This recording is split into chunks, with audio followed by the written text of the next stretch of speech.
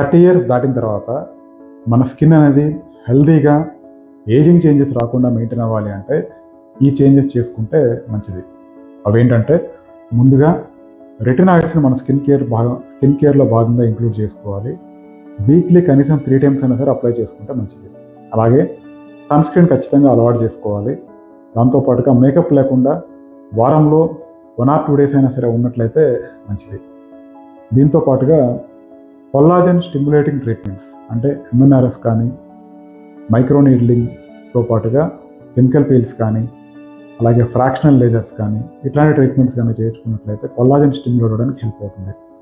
అలాగే హైడ్రేషన్ అనేది స్కిన్కి చాలా అవసరం. ఇన్సైడ్ అలాగే అవుట్ సైడ్ నుంచి మాయిశ్చరైజర్తో పాటు ఎక్కువగా వాటర్ తాగడం మంచిది.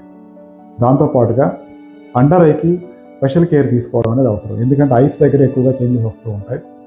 ముఖ్యంగా హైల్రోనిక్ యాసిడ్ క్రీమ్స్ కానీ, కేఫిన్